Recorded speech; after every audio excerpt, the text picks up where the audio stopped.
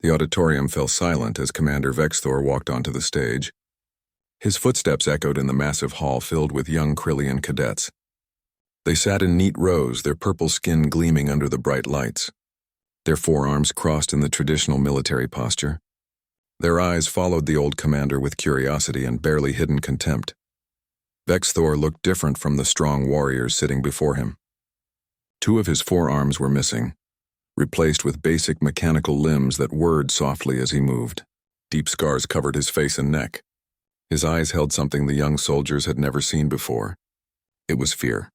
Real, deep fear that had lived in him for 20 years. The headmaster of the academy stood and addressed the crowd. Commander Vexthor served in the Human War. He fought in 12 major battles. He commanded the heavy cruiser Darkstar. Today he will share his experiences with you. A few cadets whispered to each other. Some smiled. Everyone in the Krillian Empire knew about the Human War. It was taught as a minor conflict. A small mistake. The history book said the Krillians had achieved a strategic withdrawal. The Empire had simply decided that human space was not worth the effort to conquer, but Vexthor knew the truth. He had lived it. He had felt it. He had lost brothers and sisters to it. "Thank you for having me," Vexthor said. His voice was rough, like stones grinding together. "I know what you all think. You think I am here to tell you stories of glory, stories of honor. You think I will describe great battles and heroic victories." He paused and looked across the sea of young faces. "I am not here for that. I am here to tell you why we must never ever fight humanity again." Laughter rippled through the audience. A few cadets nudged each other. One young soldier in the 3rd row spoke loud enough for others to hear. "The old one is afraid of the humans." Vexthor's expression did not change. He had expected this. "Yes," he said simply. "I am afraid of humans." "Any warrior who has fought them and survived is afraid." "Those who are not afraid are dead." The laughter stopped. Something in his tone made the room grow cold. 20 years ago, I was like you," Vexthor continued. "I was young, strong. I had all 4 of my arms. I believed the Krillian Empire was the greatest military force in the galaxy. We had conquered 47 star systems. No enemy had ever defeated us in open battle. We were unstoppable." He activated a holographic display behind him. It showed the Krillian Empire at its height. Star systems glowed in purple light, marking conquered worlds. I was the 3rd-ranking tactical officer on the battleship Emperor's Fist. It was the finest ship in the fleet. I was proud. I was ambitious. I wanted glory. Another image appeared. It showed a small section of space marked in blue. Then we discovered them. Humans. We intercepted their transmissions. We studied their broadcasts. We watched their entertainment and listened to their music. We read their history. Vexthor's mechanical arms clenched into fists. We made a mistake. We thought we understood them. Our intelligence officers reported that humans were weak. They were emotional. They cried over small things. They kept useless pets. They wasted resources on art and music. They argued among themselves constantly. Their governments were divided. Their military technology was inferior to ours. The holographic display changed to show human images. Families. Children playing. People laughing. Cities at peace. We saw all of this, and we thought it meant they would be easy to defeat. We thought they would surrender quickly when they saw our power. We thought they would beg for mercy. Vexthor turned to face the cadets directly. The High Command authorized an invasion. We would take 3 human colony worlds. It would be simple, quick. The humans would see our strength and submit. They would become part of the Empire. Just like 47 other species had done before them. He gestured and the display changed again. Now it showed a fleet of Krillian warships, massive vessels bristling with weapons. I was assigned to the first invasion force. 300 ships, 50,000 soldiers. It was the largest force the Empire had sent in a generation. The High Command wanted to make sure the humans understood our power. We were excited, Vexthor said softly. We thought this would be easy glory, easy honor, an easy victory to add to our records. We thought we would return home as heroes. The display showed a green and blue planet, New Terra. That was the name of the first human colony we attacked. Population 2 million. Defense fleet 12 small patrol ships. Ground defenses minimal. The intelligence report said it was a farming colony. Peaceful, undefended, perfect. Vexthor's voice dropped lower. We arrived in their system and sent the standard demand for surrender.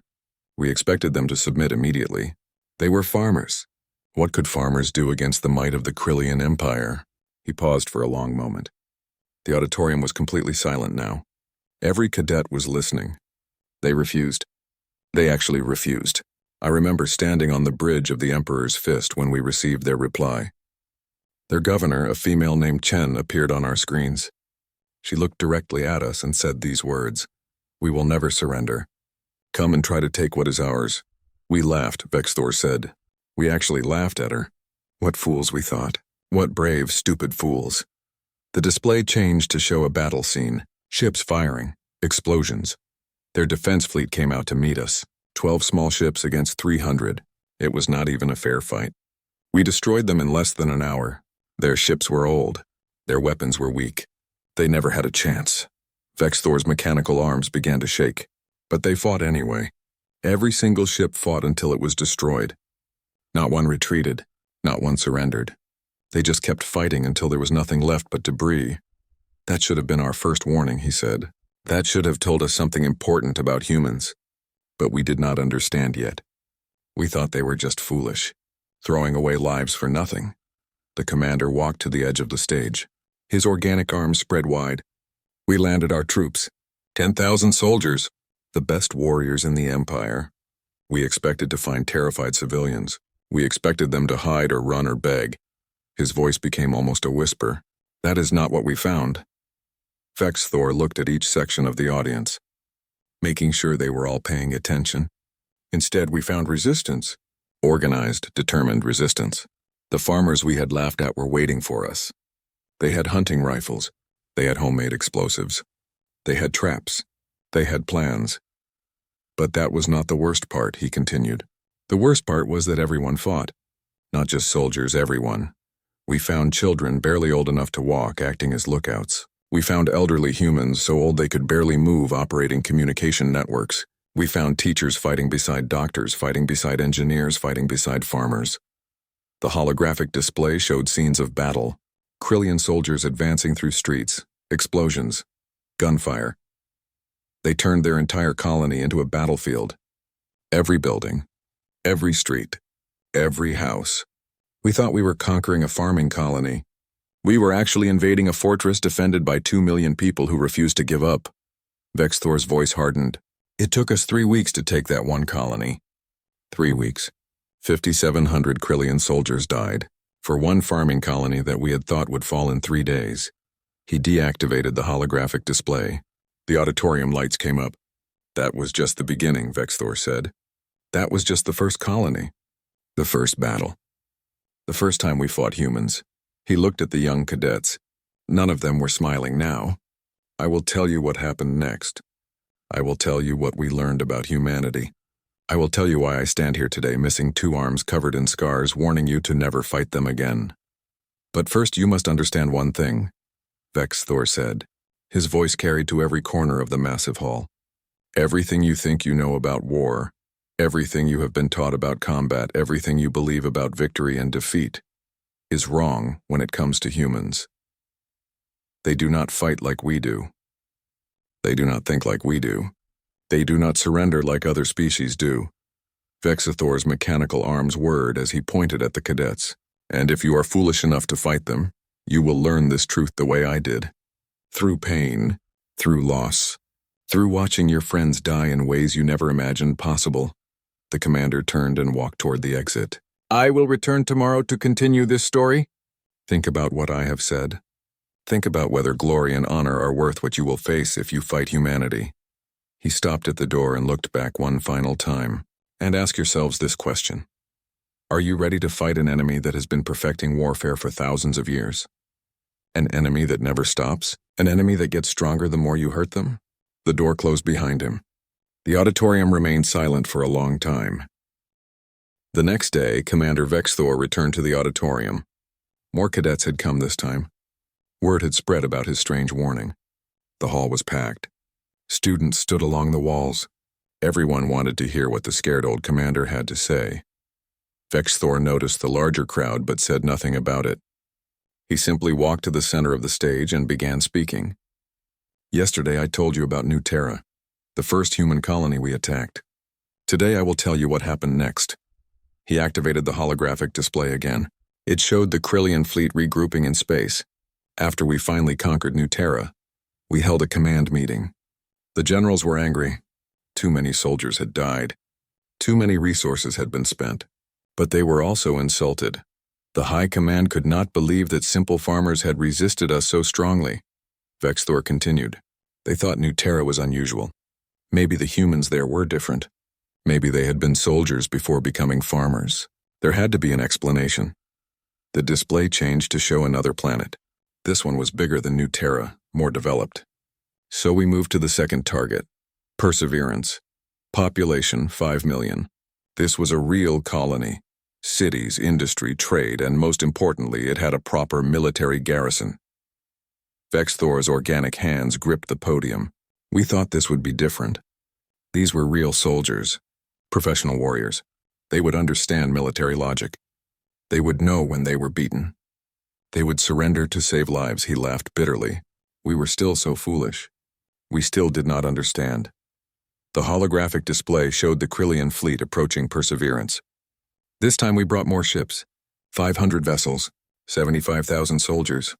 We would not make the same mistake twice. We would show overwhelming force. The humans would have no choice but to surrender.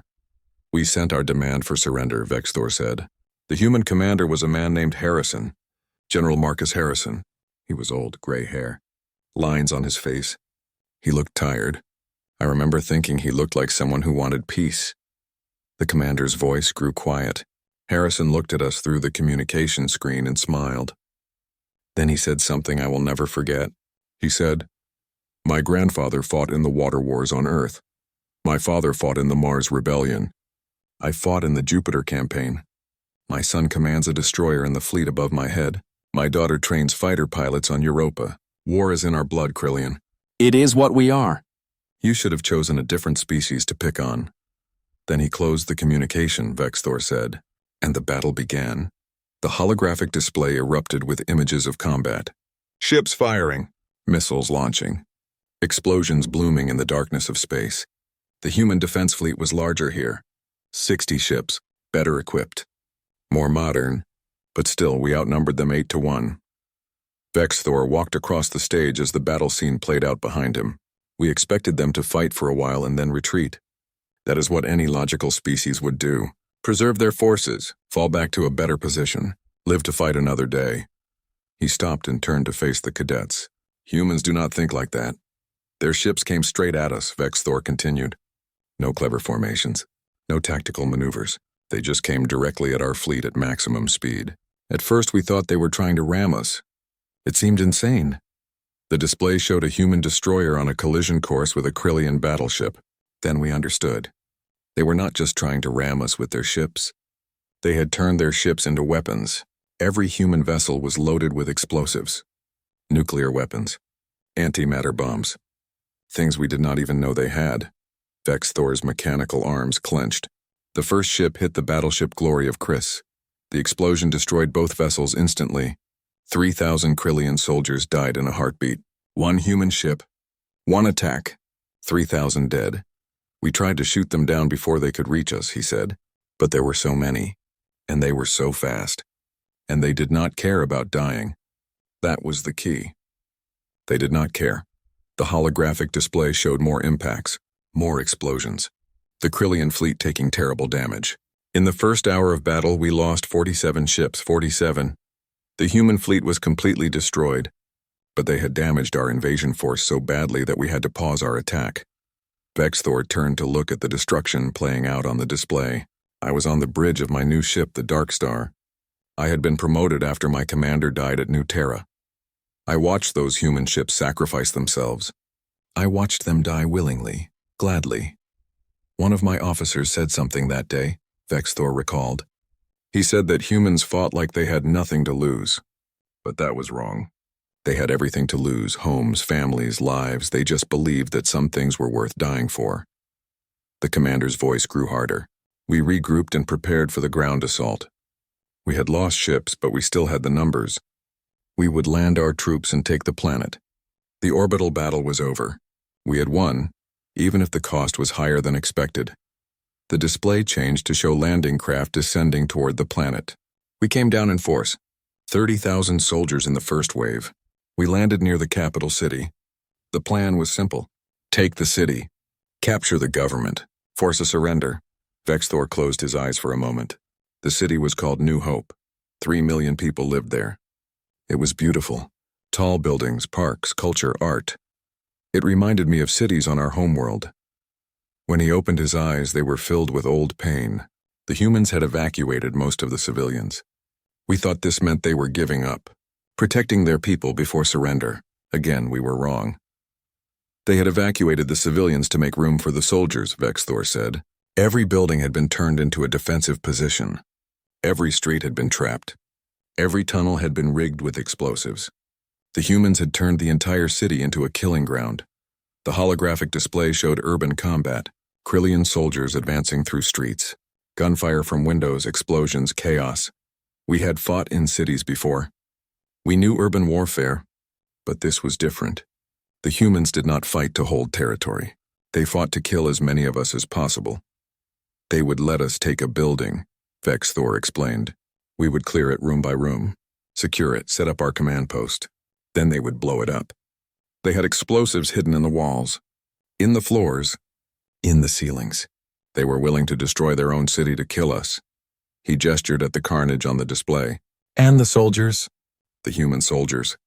They fought with an intensity we had never seen.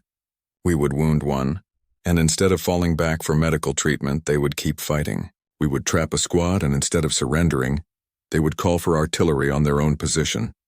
Vexthor's voice rose. I saw a human soldier with both legs broken continue to fire her weapon. I saw another one, bleeding from a dozen wounds, charge a Krillian position alone. I saw a medic, unarmed, run into crossfire to save a wounded comrade. When we shot the medic, another one came. We shot that one too. A third one came. They never stopped coming, he said quietly. No matter how many we killed. No matter how much damage we did. They never stopped. The commander walked to the front of the stage. On the 5th day of the battle for New Hope, something happened that changed everything. A human medical station was set up in an old school building. We discovered it and prepared to attack. Military regulations said we should destroy it. It was a legitimate target. But our commander hesitated, Vexthor said. It was clearly marked with medical symbols. We could see human medics treating wounded soldiers inside, so we surrounded it instead of destroying it. We called for their surrender. He paused, remembering. A human woman came out. Her uniform was covered in blood. Not her blood. The blood of the soldiers she had been treating. She looked at us and said she would not surrender. She had wounded people to care for. Our commander told her that her soldiers were defeated, Vexthor continued. The building was surrounded. She should surrender and we would treat her wounded according to military law. Do you know what she said? The auditorium was silent. Every cadet was listening intently. She said, I have 300 wounded inside. 200 are human. 100 are Krillian. Your soldiers, the ones we captured, I will not leave any of them. If you attack, you will be killing your own people. Vexthor's mechanical arms trembled. We did not believe her at first. Why would humans waste precious medical supplies on Krillian prisoners? We contacted our command, they said to demand proof. So the woman brought out 5 Krillian soldiers, our people. They were wounded but alive, bandaged, treated. The human medics had saved them. Our commander did not know what to do, Vexthor said. This was not in our training. Enemies do not care for each other's wounded. That is not how war works. But here was proof. Humans caring for Krillian soldiers while their own people died. The display showed the medical station, Krillian and human soldiers standing together. In the end, we agreed to a temporary ceasefire. The human medics treated all the wounded, ours and theirs. Then we let them evacuate. All of them, even though it made no tactical sense. Vexthor looked at the cadets. That human medic's name was Dr. Sarah Chen. On the 3rd day, the auditorium was filled beyond capacity. Cadets sat in the aisles. They crowded the doorways. Officers from the main military command had come to listen. Everyone wanted to hear what Commander Vexthor would say next. The old warrior walked onto the stage slowly. His mechanical arms moved with soft clicks and whirs. He looked more tired than before. older. The memories he was sharing were taking their toll on him. But he had promised to tell the whole story. He would finish it. After Perseverance fell, the High Command held an emergency meeting. Vexthor began. We had conquered 2 human colonies. But the cost had been terrible. We had lost more soldiers in 2 battles than in the previous 10 years of expansion. The admirals were worried. The generals were angry. He activated the holographic display. It showed a map of human space and Krillian territory. Some commanders wanted to stop the invasion. They said humans were too costly to fight, but others disagreed. They said we had to finish what we started. If we stopped now, we would look weak. Other species would think they could resist us too. Pride, Vexthor said bitterly. The High Command chose pride over wisdom. They decided to commit our full military strength. They would crush humanity completely, show the galaxy that no one could resist the Krillian Empire. The display showed massive fleets gathering. They assembled the largest battle fleet in our history. 1,000 ships, 200,000 soldiers. Every available vessel was called to service. It was magnificent. It was overwhelming. It was surely enough to defeat any enemy. Vexthor's organic hands gripped the podium tightly. I was given command of the heavy cruiser Dark Star. It was an honor. At the time, I was proud. I thought we would finally crush the human resistance. I thought we would win glory for the Empire. We spent 6 months preparing, he continued.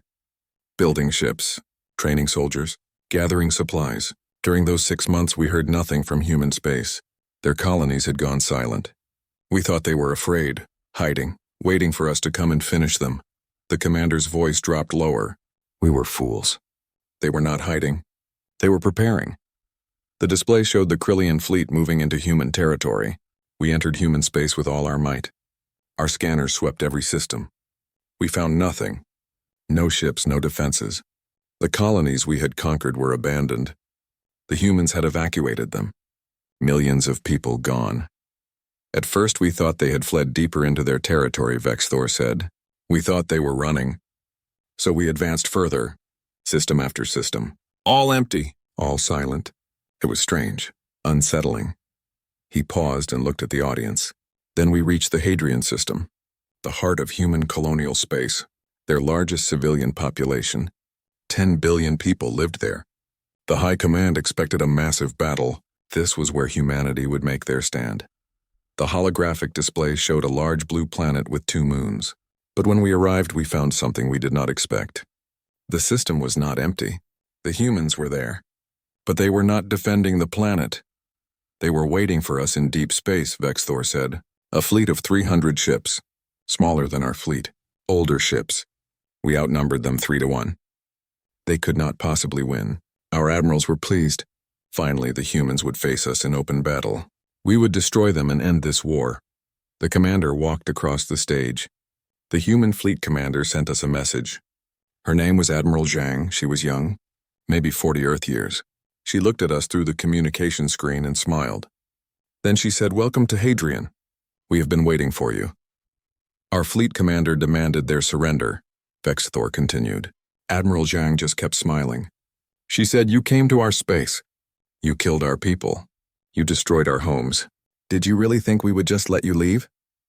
The holographic display erupted with battle images. Then the fighting started. But this time it was different. The humans did not charge at us. They did not sacrifice themselves. They fought smart, fast. They used tactics we had never seen before. Vexthor's voice filled with remembered horror. Their ships moved faster than they should have been able to move. We learned later they had modified their engines, removed all the safety systems. Their ships could accelerate twice as fast as ours. It damaged the ships. It killed some of their own crews from the G-forces, but it gave them an advantage. They also used weapons we did not know they had, he said. Railguns that fired projectiles at near light speed. Missiles that could think for themselves. Drone fighters controlled by artificial intelligence. Where had they gotten this technology? How had we missed it? The display showed Krillian ships exploding, breaking apart, burning. The battle lasted for 18 hours. 18 hours of constant fighting. Our ships could not land a solid hit. The humans were too fast. Too unpredictable. They would attack from one direction, then disappear, then attack from somewhere else. Vexthor's mechanical arms trembled. And they used something that terrified us. Psychological warfare. They hacked our communication systems. They broadcast sounds into our ships, screams of dying Krillian soldiers from the previous battles, messages from our own people begging for mercy, images of destroyed Krillian ships. They played music, the commander said softly. Human war songs, loud, aggressive, pounding rhythms. It played on every ship, in every corridor. We could not turn it off. The humans were inside our systems, inside our heads. The holographic display showed a particular battle scene. Then something happened that changed everything. Admiral Zhang broadcast a message to our entire fleet. She showed us footage of Krillian worlds, our colonies, our systems, Vexthor's voice cracked. Human ships were there, in Krillian space. While we had been advancing into human territory, they had sent strike forces to attack us. Our homeworld was under threat. The High Command had kept this information secret, he said. They did not want us to know. They thought it would hurt morale. But Admiral Zhang told us. She showed us. Human ships attacking our supply depots, destroying our shipyards, threatening our families. The commander looked at the floor. The fleet commander ordered an immediate retreat. We had to go back. Defend our own worlds? But the humans would not let us leave so easily. The display showed human ships pursuing the Krillian fleet. They chased us. For 3 days, they chased us. Every time we tried to jump to faster than light speed, they disrupted our engines. Every time we tried to fight, they hit us and vanished. They were everywhere and nowhere. We lost 200 ships in that retreat, Vexthor said. 200. Not in glorious battle. Not in honorable combat. Just running away while humans picked us apart like scavengers. He activated a new image. It showed a young Krillian soldier.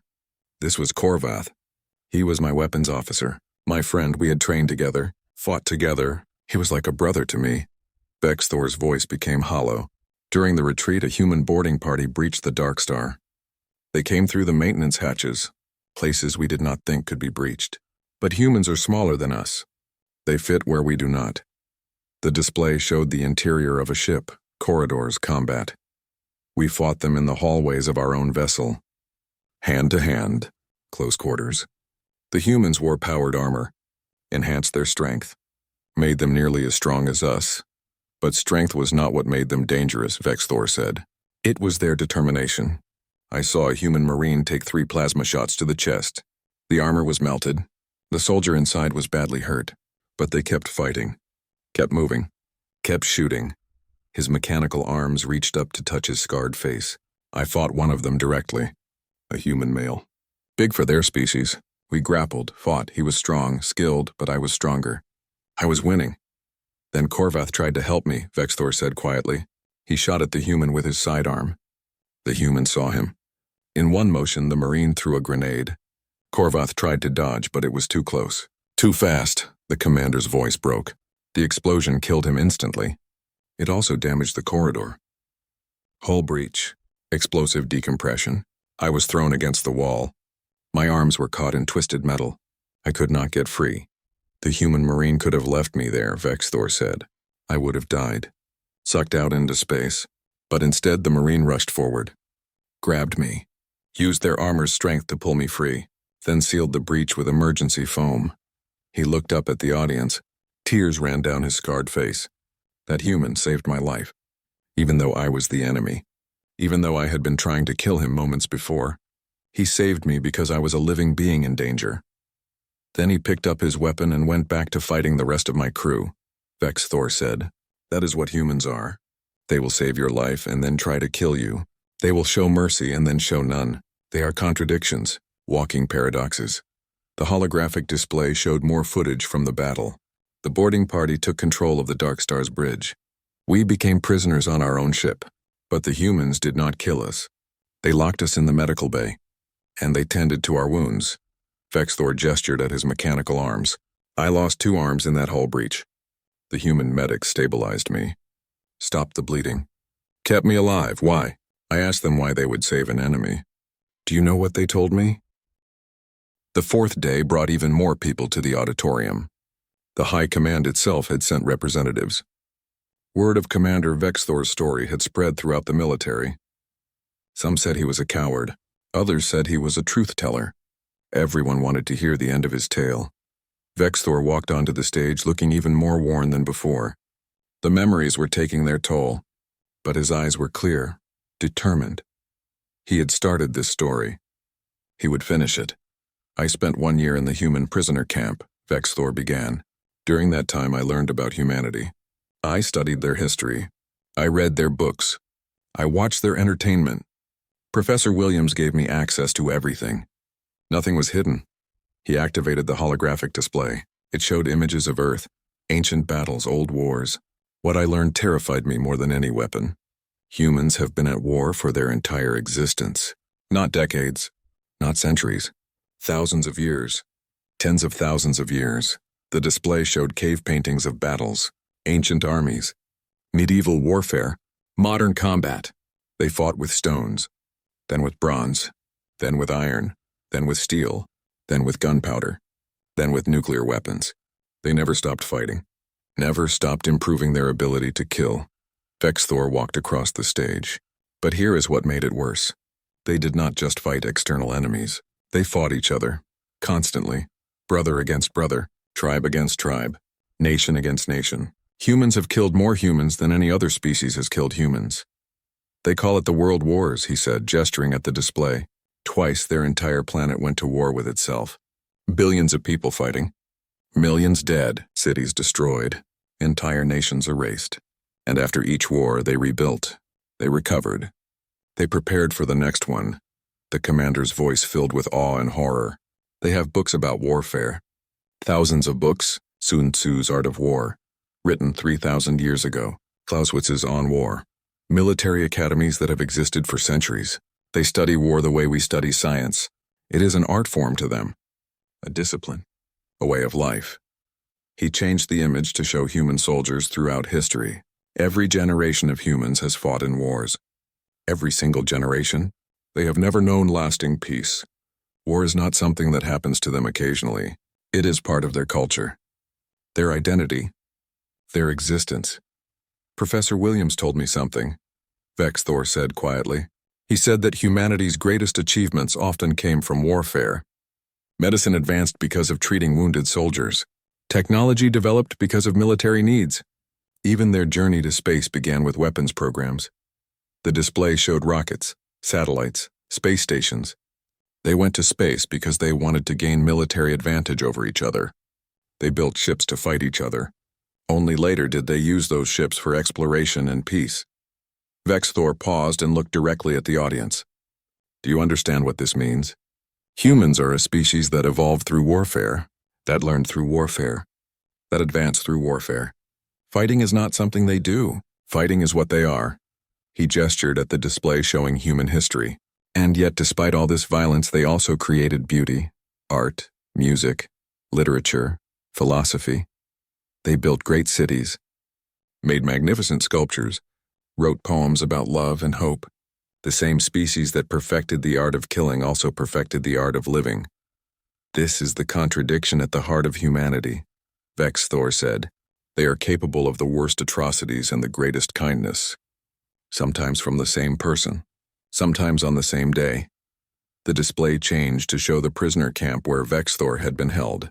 In the camp, I saw this contradiction every day. The guards were soldiers. They had killed Krillians in battle, but they treated us with respect. They gave us medical care, food, exercise, education. One guard, a young human named Jackson, became something like a friend, Vexthor recalled. He would talk to me, tell me about his home, his family, his life before the war. He seemed kind, gentle, not like a warrior at all. The commander's voice grew soft. One day I asked him how many Krillians he had killed. He thought for a moment. Then he said 17 in direct combat, maybe more from artillery and air support. Then he smiled and asked if I wanted to see pictures of his children. That moment changed my understanding forever, Vexthor said. This human had killed 17 of my people, and he was a good father, a kind guard, a friendly person. He felt no contradiction. To him, killing enemies in war and being a good person were not opposites. They were both parts of who he was. The display showed images of human families, children, homes. Professor Williams explained it to me. He said humans have something they call compartmentalization. They can separate different parts of their lives. A soldier can kill in the morning and help civilians in the afternoon. A pilot can bomb a city and then go home and play with their children. This ability makes them dangerous, Vexthor said, because they do not carry guilt the way we do. They can do terrible things and then move forward. They do not break. They adapt. They continue. He changed the display to show a map of space, human territory and Krillian territory. While I was in the camp, the war was ending. The High Command had finally accepted that we could not win. Too many losses, too much damage, too little to gain. But the humans did not demand unconditional surrender, Vexthor said. They did not invade our worlds. They did not destroy our civilization. Instead, they sent a delegation. They wanted to negotiate. The display showed human diplomats meeting with Krillian leaders. I was released from the camp and returned to Krillian space just before the peace talks concluded. I was asked to advise the High Command. They wanted to know what I had learned about humans. Vexthor's mechanical arms clenched.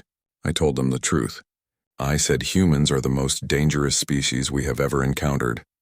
Not because they are strong, not because they are smart, but because they will never stop. Never surrender. Never give up. I told them that if we continued this war, even if we won battles, we would eventually lose, he said, because humans learn from every defeat. They adapt. They improve. Each time you fight them, they understand you better, and they use that understanding to hurt you more. The commander walked to the edge of the stage. The High Command did not want to believe me, but they could not ignore the evidence. We had started the war with 300 ships. We had lost hundreds more, and humans were still fighting, still advancing, still threatening. So we negotiated, Vexthor said, and the humans presented their terms. Do you know what they asked for? He paused for effect. The auditorium was completely silent. They asked for peace, just peace. They wanted us to leave their space, to never attack them again.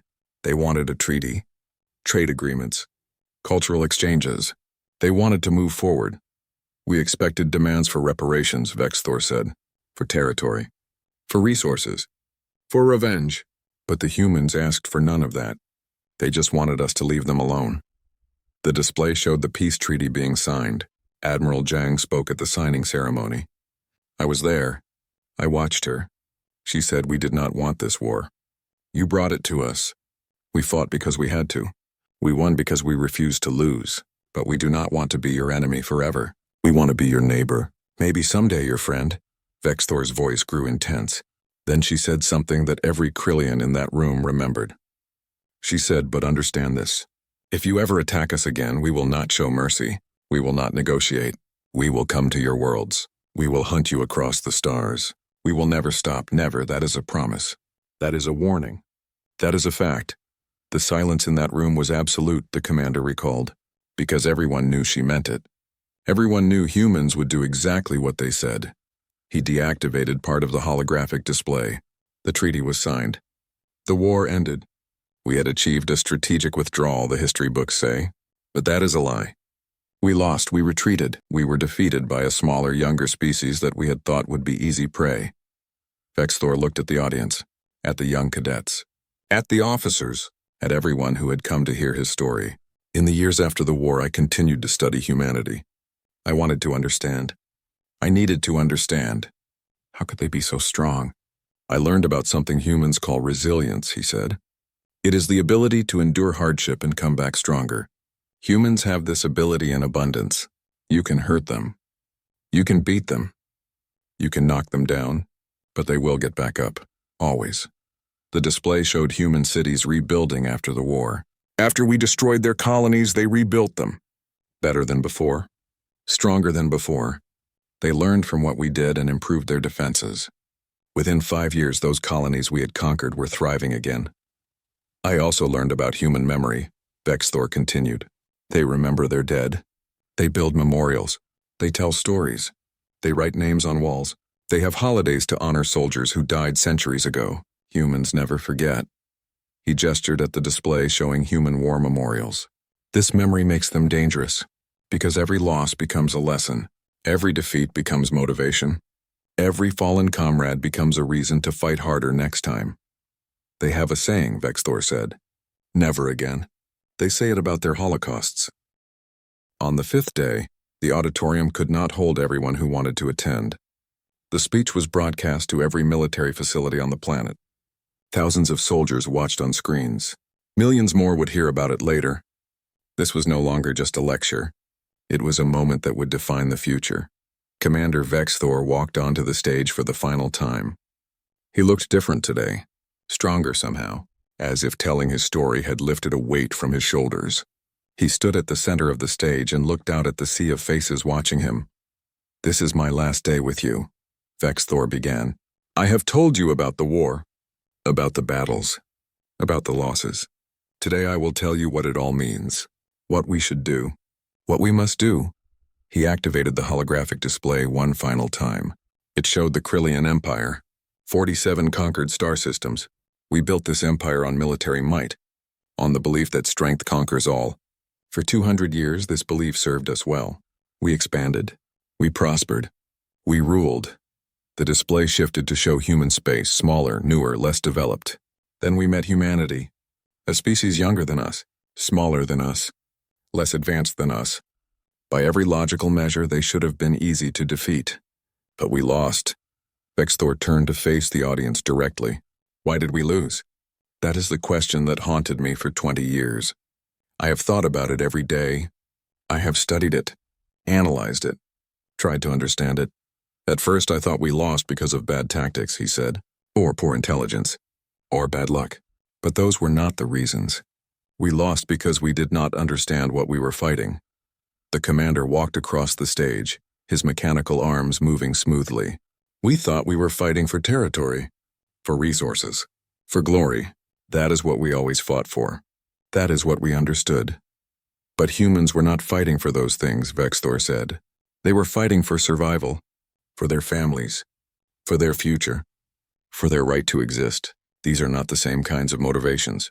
He stopped and looked at the display. When you fight for glory, you can accept defeat. Glory can be found in honorable surrender. When you fight for territory, you can negotiate. Territory can be divided.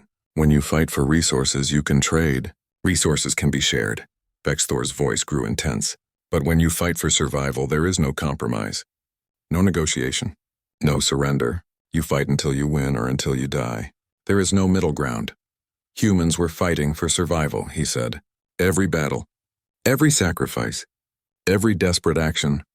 They believed we were trying to exterminate them, and they responded with the full force of a species facing extinction.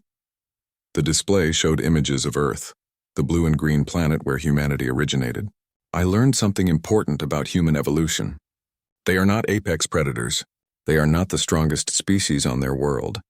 Not the fastest. Not the biggest. But they survived, Vex Thor continued. They survived ice ages. They survived plagues. They survived predators much stronger than them. They survived because they never gave up. Because they adapted. Because they worked together. Because they were stubborn enough to keep trying when any other species would have accepted death. He gestured at the display showing human history. This survival instinct is bred into every human. It is in their DNA, in their culture, in their stories. They tell tales of humans who survived impossible situations, who overcame unbeatable odds, who refused to die even when death seemed certain. These are not just stories to them, Vex Thor said. These are instructions, templates, examples of how to be human. Every human child grows up hearing these stories, learning that giving up is not an option, learning that survival requires sacrifice. The commander's voice grew softer. And now I will tell you what I learned about human warfare, something that changed my entire understanding. He changed the display to show human soldiers throughout history. Ancient warriors, medieval knights, modern troops. Humans have a tradition. When a soldier dies, they honor them. They remember their name. They tell their story. They make sure the soldier is not forgotten. But it is more than just memory, Vex Thor said. They believe that honoring the dead requires continuing their fight. A human soldier who dies in battle is not defeated. Their comrades carry on for them. The fight continues. The mission continues. The cause continues. He showed images of human war memorials, walls covered with names, statues of soldiers, eternal flames. They have memorials on every human world, every colony, every station, places where they list the names of everyone who died fighting, millions of names, billions of names throughout their history. And when a human stands before these memorials, they make a promise, Vexthor said quietly. They promise to live in a way that honors those deaths. They promise to protect what those soldiers died for. They promise to never let the sacrifice be in vain. His mechanical arms trembled. This is what we were fighting. Not just soldiers, not just ships, not just weapons. We were fighting against the accumulated will of every human who ever lived, every human who ever died, every human who ever promised to remember. The commander turned back to the audience. You cannot defeat that kind of enemy. Not with weapons, not with tactics, not with strategy. Because every human you kill makes the remaining humans fight harder. Every battle you win makes them more determined. Every world you take makes them more united. He deactivated the holographic display. Now I will tell you what we should do. What we must do. Vexthor walked to the front of the stage. First, we must never attack humanity again. Never. This is not weakness. This is wisdom. Fighting humans is like fighting the ocean. You might win a battle. You might push back a wave, but the ocean always returns. Always. And eventually, it will wear you down. Second, we must make peace with humanity, he said. Real peace. Not just an absence of war, but actual cooperation, trade, cultural exchange, understanding. Because humans make better allies than enemies. A young cadet in the front row stood up. Commander? Are you saying we should befriend the species that killed so many of our people? Vexthor looked at the young soldier. Yes, that is exactly what I am saying. Because the alternative is extinction. The auditorium erupted in whispers. Vexthor held up his organic hands for silence. Listen to me. Listen carefully. Humans are not going to disappear. They are not going to weaken. They are not going to forget what happened between us. They will only grow stronger, more advanced, more numerous. In 20 years, they have rebuilt everything we destroyed, he continued. They have expanded to new systems. They have improved their technology. They have learned from fighting us. Right now, the human fleet is larger than it was before the war. Their weapons are better. Their tactics are refined. Vexthor's voice rose. If we fight them again, we will not face the same enemy we fought before. We will face an enemy that knows our tactics, that understands our thinking, that has prepared specifically to fight us, and we will lose worse than before. He paused to let that sink in. But if we make peace, if we become allies, then we gain access to human resilience, human innovation, human determination. These things could benefit us. Another cadet stood. But Commander, what about honor? What about glory? What about showing strength to the galaxy? Vexthor smiled sadly. There is no honor in extinction. There is no glory in defeat. There is no strength in foolish pride. Real strength is knowing when to fight and when to make peace. He gestured at his mechanical arms. I lost these arms fighting humans. I lost friends. I lost comrades. I have nightmares about that war. But I do not want revenge. I want to make sure it never happens again. Because I know something you do not, Vexthor said. I know what it feels like to fight an enemy that will never stop. I know what it is like to see your strongest warriors break against human determination.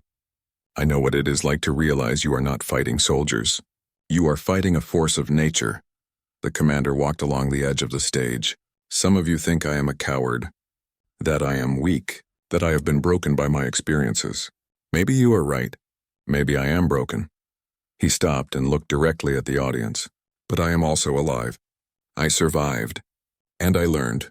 I learned that survival is not about being the strongest. It is about being smart enough to know when you cannot win. Vexthor activated the display one more time. It showed a split screen. On one side, images of war, destruction, death. On the other side, images of peace, trade, cooperation. This is the choice we face. We can choose war and face an enemy we cannot defeat, or we can choose peace and gain an ally that could help us thrive. I know which choice I would make, he said. I would choose to learn from my mistakes. I would choose to honor my fallen friends by preventing more deaths. I would choose wisdom over pride. The display changed to show human faces, soldiers, civilians, children. Look at them. Really look. They are not monsters. They are not demons. They are people. Different from us, yes, but people nonetheless. They love, they hope, they dream. They want the same things we want. Safety, prosperity, a future for their children. The only difference is that they are willing to sacrifice everything to protect those things, Vexthor said, and that makes them the most dangerous species in the galaxy, but it also makes them the most reliable allies.